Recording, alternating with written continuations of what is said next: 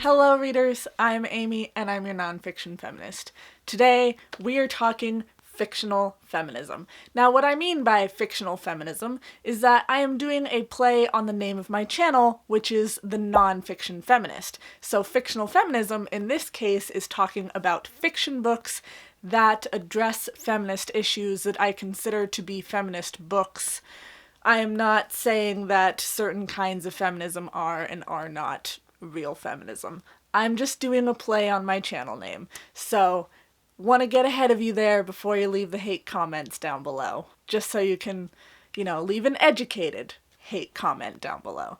So, let's start off with a quick little talk about feminism before I dive into the books here. I self-identify as a feminist. In my case, that means that I believe all people of all genders and races and abilities and any person should have the same opportunity as another person, whatever that opportunity may be. I also identify as a sex-positive feminist, meaning that I believe everyone has the right to control their own bodies, they have the right to say no. I also believe that everyone has the right to knowledge about their bodies and what they can do and just all of that stuff. I think sex education is great, and I'm going to talk a lot more about sex education next year with a couple of videos that I have planned. And I'm also a death-positive feminist. Now, for death positivity, you'll want to look a lot more into videos by Caitlin Doughty. I have read 2 of her 3 books so far, and to be death-positive, or a deathling, as they are called, just means, again, that I believe people have the right to knowledge about death. They should know what their rights are concerning death of their loved ones or death of themselves. I think that we need to be more open to other cultures' definitions and ideas of death and what they do around it. And just, as a feminist, I think everyone has rights and we shouldn't oppress each other. We shouldn't be pushy with our religions or cultures with each other. We should just try and live in harmony. Again, this is my definition of feminism for myself. I understand why some people don't identify as feminists because of their idea of what feminism is. I understand that there are different kinds of feminism. Feminism is many, many layers and cannot be defined by any single belief outside of equality. Now that that is out of the way, let's get on to the book content that we are here for. I have a couple of different genres that I'm going to separate these books by, so we will go ahead and start with some younger audiences. For middle grade fictional feminism, I have the classic Matilda by Roald Dahl. I have heard some things about Roald Dahl not being the best person on the planet, but that doesn't mean that he didn't write great books and come up with great characters. Here we have Matilda. She is from an abusive and neglectful home. She loves school, she loves reading, and she develops some special magical powers that help her cope with some of the horrible people around her. This is a classic. It's awesome for any reader, really. Read Matilda. Whoever you are, wherever you are, read Matilda. This is always a great one. Next one, it's like a classic. I think it's also a kind of a middle grade book. And when I say middle grade, I'm talking 6th grade and under, because in my school system growing up, middle grade cut off at 6th grade and 7th and 8th were junior high. So just to kind of establish that definition, because apparently my schooling system was a little different. Anyways, we have A Little Princess, which I consider feminist because this is all about a little girl who goes through a lot of hardships. She is separated from her father. She learns that her father has died. She is kind to everyone, no matter what situation she is in, no matter how they treat her. She still treats everyone else like the human beings that they are. She goes through a lot of stuff, comes out stronger for it, and just, I think she's an amazing character. She's an amazing little girl for people to look up to. So, yes, and this is a kind of children's classic that will always be very, very close to my heart. Also, Barnes & Noble Classic covers. Just, yes. Next, we're going to talk fantasy, and I have two different ones for this. This one, apparently there is a huge debate over whether or not it is young adult or adult. Whatever side you are on, Mistborn.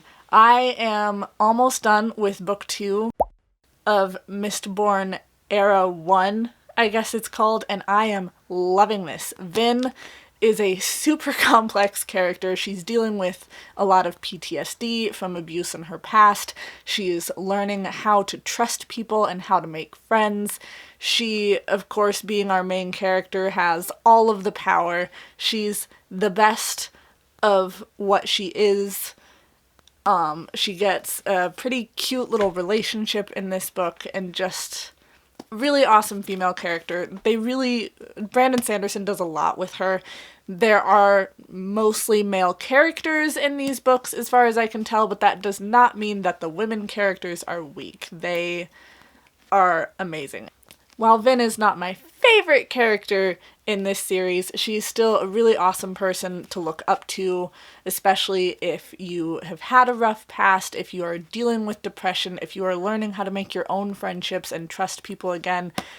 This is a great book to go to and kind of see her character develop through the friendships that she's finally building and coming to terms with her past and what she has been through. Next up, we have a very interesting book that I will be talking a little more about in later videos. We have Mists of Avalon. One thing that I should mention is that Marion Zimmer Bradley, the author of this book, is a terrible person. She's done some terrible things, apparently both to her own children and to others. She is dead now, thank goodness for that.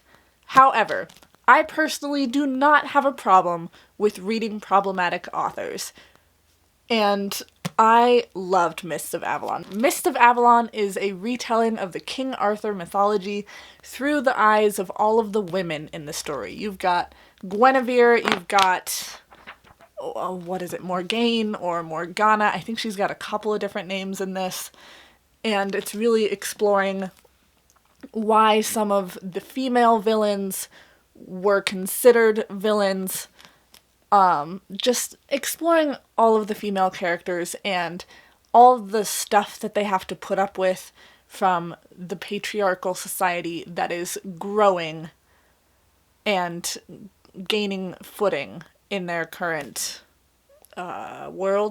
country. Don't know what you would call it. I feel like this is set in England, right? I don't know anything about King Arthur. Anyways, I love this book. If you don't have a problem with reading problematic authors and you're looking for an adult fantasy, highly recommend this. And this is coming from someone who doesn't really read much fantasy at all. Next up, I've got a contemporary, and this is probably the most difficult book on my list as far as reading material, and that would be Towelhead by Alicia Arian. This book is about a 13-year-old girl who is both coming of age and coming into sexual maturity. She is dealing with abusive and neglectful parents. She's dealing with abusive neighbors. She's getting her first boyfriend. She's getting her first period. She is having her first sexual experiences. This book is not for the faint of heart. This is definitely some rough material that goes into some rough topics. I am going to link my review of this in the cards if you want to know more, but at the very least you should watch the beginning of my review so you can see the enormous list of possible triggers. All of that said, I absolutely adore this book, and if you have the stomach for it, I highly recommend reading it. While this girl goes through a lot, it all has a point that it's trying to make, Again, this goes back to sex positivity, where I think that everyone has a right to education on their own bodies. Everyone has the right to knowledge of how to say no, knowledge of consent, and respect for one another. And this book really just brings all of those ideas together. And it's like, here's something that could happen, but shouldn't happen. And just, I love this book. It's hard to read, but I love it. It also has a very well done movie that is very hard to watch. Again, all of my discussion topics on this book are linked in the little eye thing in the corner there. So, highly recommend that for a contemporary read. Next up, we have a classic. Now, this one, a lot of people have a lot of feelings on. I have not watched a ton of reviews on it. I know it goes a lot, or the discussions go into some race politics that I am not particularly educated on. I am going to look more into that and become a more educated person. All of that said, I adore this book, and this classic that I have is Gone with the Wind. If you don't know what Gone with the Wind is, it's a tale about before, during, and after the Civil War. You are following Scarlett through love and loss and her dealings with the people around her. Scarlett is something. She is a very fiery woman. She is very opinionated and stubborn, but at the same time, I find her to be very feminist. She is from the Civil War South, so you're kind of getting that whole perspective here, but just her stubbornness and how she is willing to say, this is how I think things should be, this is what I believe. It's very feminist of her. She doesn't let people get her down. She doesn't let people tell her no. Whether or not you consider Scarlett a good person, she is a feminist. And this, I think, can add some conversation to the diversity of feminism. Like, if you think someone's a good person, that doesn't mean they're a feminist. If you think someone's a terrible person, that doesn't mean they're a feminist. That also doesn't mean they're not a feminist. Feminists are like any other group. You like some of them, you hate some of the others. It depends on how your personalities mesh. Anyways, fiery lady, not a very likable person, but definitely a feminist, because she will stand for what she believes. My next book is women's fiction, and this is more for people who aren't looking for a lot of action in their books. This is way more of a conversational piece, and that is Women Talking by Miriam Taves. I have a review that I will link up above where I say Miriam Toes, and I have learned recently that her last name, Toews, is pronounced Taves. I don't get it, but at least I know how to say her name properly now. This book is literally just women talking. Almost this entire book is dialogue about an event that happened in a Mennonite colony where a bunch of the men were drugging a bunch of the women and raping them, whether they're daughters, mothers, cousins, aunts, neighbors, what have you.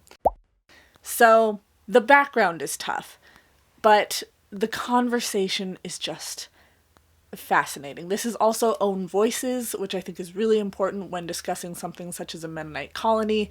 Mennonites, at least portrayed in this book, are a very peaceful people, and you have these women who are meeting up talking about, where do we go from here? How do we integrate our peaceful beliefs into this situation? Because some of them are like, when I see my husband, I want to kill him. And I'm not comfortable with the idea of wanting to kill someone because that doesn't go with my peaceful beliefs. So, what do? Do we leave? Do we stay? If we stay, then what happens from there? It's just an amazing, amazing conversation. This is not typically a book that I think I would really enjoy, as it is very discussion oriented. It does not have a lot of action going on in it, but I still absolutely loved it. Next up, we have some dystopia.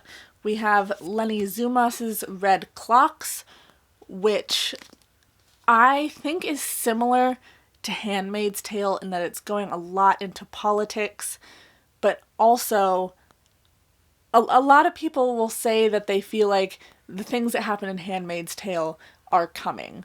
And while I can see that happening in the distant future, I feel that Red Clocks is something that would occur a lot sooner. This is going a lot more into, what is it, like the paperwork, not Parliament, because this is America, laws that are getting passed soon in this world.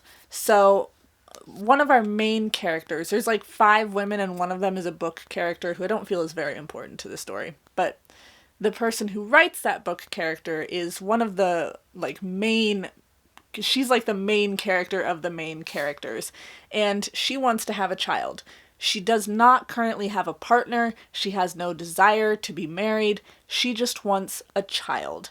And within a few months of this story taking place, there will be a law passed saying that if you are not in a heterosexual marriage, you cannot adopt and you cannot go through reproductive care to have a child. Already at this point, IVF, which is in vitro fertilization, where you put a sperm and an egg together in a petri dish and put it into a person, that is illegal because of the sheer number of children who need to be adopted. And also, while she really wants to have a kid, one of her students, because I think she's a teacher at a school, one of her students gets pregnant and is seeking an abortion, which is illegal in America. In order to get it done, you have to go to Canada, which is really hard to do because of the pink wall, which is basically an agreement between Canada and America saying if anyone tries to come to Canada for an abortion, we will send them back. So you've got all of these different events. You have these women whose ideas are conflicting with each other, but still end up having to support one another in their decisions because they're women and their options are going away. I think that the kind of things that occur in Red Clocks would happen before something like Handmaid's Tale. This would be like the setup for Handmaid's Tale, I think. I loved this book. It isn't for everyone. I will say it is a stream of consciousness writing, which typically is not a writing that I enjoy, but again, I really loved it in this particular book. Next up, for some dystopia, we have the favorite series of this channel, which is the Road to Nowhere series by Meg Ellison. The first book, the Book of the Unnamed Midwife, can be read separately from the rest of the series, which I really liked. I like it when a book from a series can kind of stand on its own, since I'm not a heavy series person. That said, to better understand some of the discussion in these books, you would probably want to read the first one. We are following, and I'll link my review of the series above, because I have a lot to say on this. But basically, all the women, or most of the women, get sick. For a long period of time, a woman cannot have a child without dying. Both her and the baby die. And eventually, every now and then, a baby will start to be born. They're still dying, but women are starting to make it through the births. And the unnamed midwife is a doctor or midwife or nurse or something like that who is going around dressed as a male for her protection and handing out birth control to female slaves that she comes across in order to protect them for however long that particular birth control will work. And the next 2 books are 100 years after the first one takes place. Anything else you want to know, just watch my review. There's so much going on in these books.